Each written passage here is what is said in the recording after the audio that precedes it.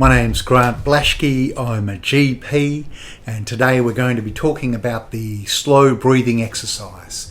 Now, the slow breathing exercise, I have to say, is one of the most effective strategies that I teach to my patients. It's quite simple to learn about, and so I'll talk you through it in this short video. So first of all, who are we going to teach this slow breathing tool? It's mainly for people who are suffering from anxiety, and particularly a lot of those people who are suffering from anxiety actually get hyperventilation, so they're over breathing.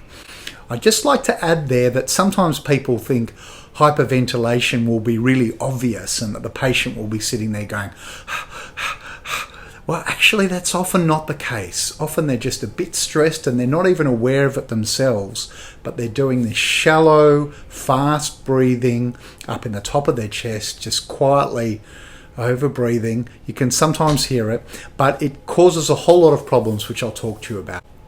The slow breathing technique is also very useful to help people manage stress and just to become a bit more aware of their body.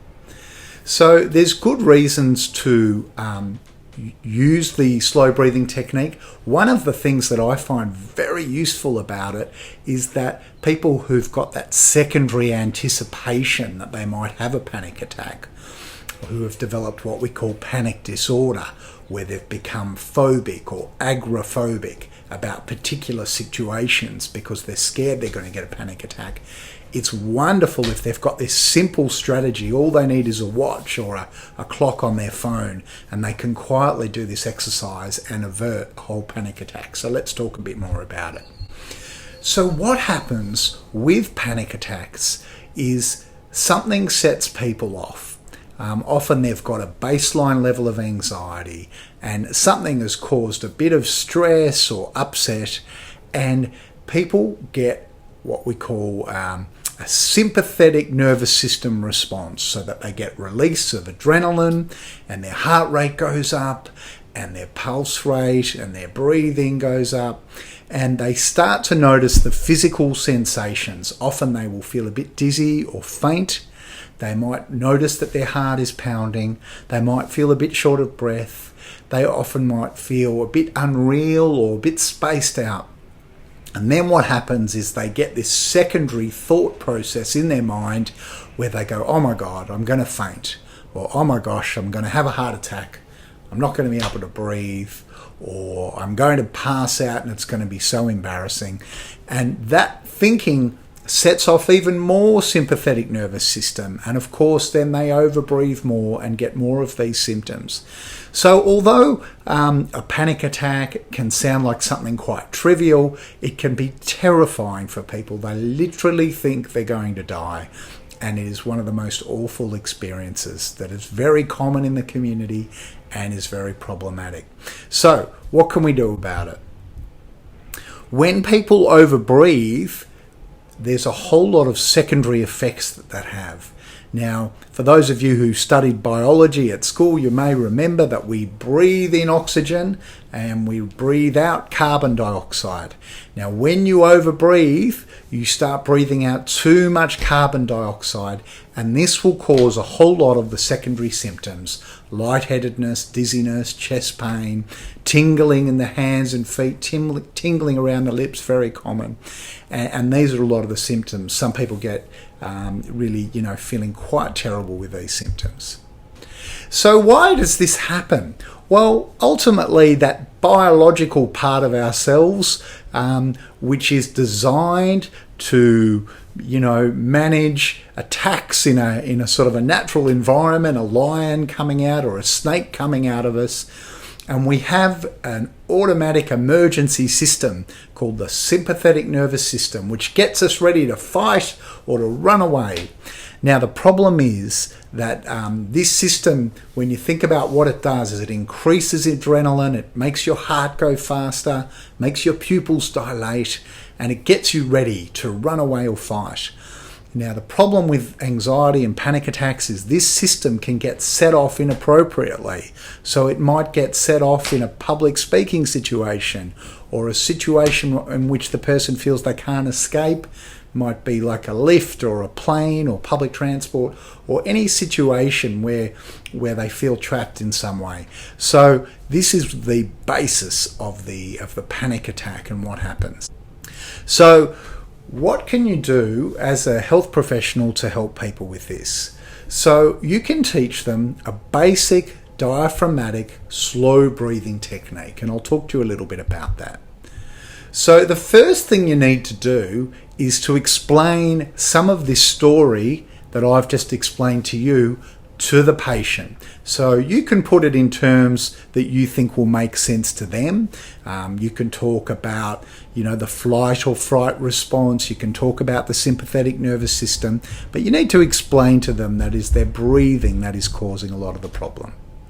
The next thing you want to do is make them aware of their own breathing pattern. And just for clarity, we're going to call a single breath an in and an out. Okay, that's one breath. And what you want to get them to the patient to do is to measure their own breathing. And so you can do this just with a simple clock, and you get them to measure their breathing. So I'm going to use the clock now to count my breathing. I'm going to count it for 30 seconds and then we can double it for a minute. So here we go.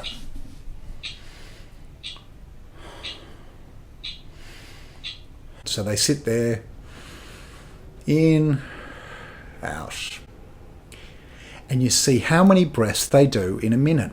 Now, typically if they're anxious, their breathing will be higher than the usual 12 breaths per minute. So most of us, when we're relaxed, breathe about 12 breaths a minute. Someone with anxiety is usually 18 or 20 breaths a minute.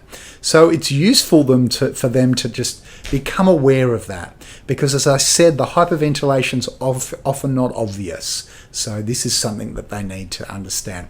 I often get people to fill out a little chart saying what time it was and how many breaths they actually were doing a minute.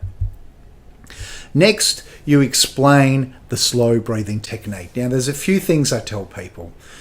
To sit comfortably on a chair, I often say to put their hands on their tummy and to breathe in nice and deeply and then out. Now, often they're breathing up high in their chest, that sort of shallow chest breathing, but you want to encourage them to breathe with their diaphragm. So breathing in and out. It's better if people inhale through the nose if they can, and you show them how to do this diaphragmatic breathing. Now, the next thing that we want them to do, and they really need a clock next to them to show them this sort of breathing. But just to give you the outline before I demonstrate for it, you get them to hold their breath for 6 seconds, and this is useful because often the carbon dioxide, they've been blowing it off and it helps it build up a little bit again. Then you get them to breathe in cycles of 6 seconds, 3 seconds in, 2, 3, and out, 2, 3. And you get them to do this for a whole minute. So I'll just demonstrate this for you now using a clock, and you can see how this breathing cycle works. So let's see how we can use the clock. We're going to hold for 6 seconds and then breathe in cycles. And hold.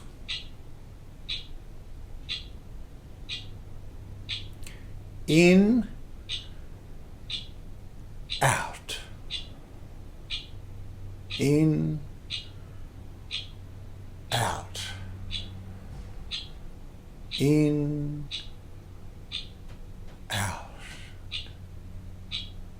In, out.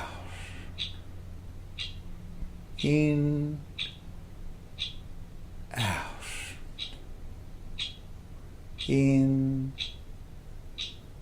out. In,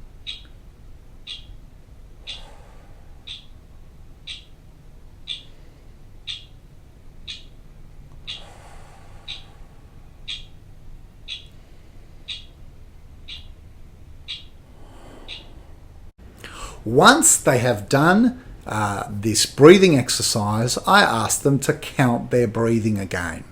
Now, usually they will find that their breathing has gone down. It might not be right down at 12 breaths per minute, but will at least have come down. I'm going to count my breathing now after I've done the exercise, and let's see how many breaths I have per minute.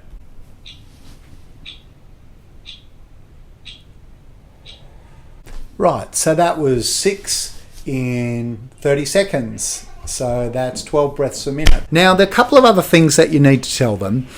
There's not much point trying to teach someone a complicated breathing technique when they're in the midst of a panic attack. I mean, you can ask them to try and slow down their breathing. But this works best when people practice the breathing exercise when they don't have the panic attacks. So they practice morning and night. I usually get them to do it for about 2 weeks so that this breathing technique becomes really easy for them. They can get a clock out, hold their breath for 6 seconds, in 2, 3, out 2, 3, do a whole minute of those, and they will find that a lot of their anxiety symptoms come right down. Now, there's a whole lot of secondary benefits of that, because for those people who have been becoming agoraphobic and have been avoiding places, you can get them to test themselves in those situations and use the slow breathing to keep their anxiety level down.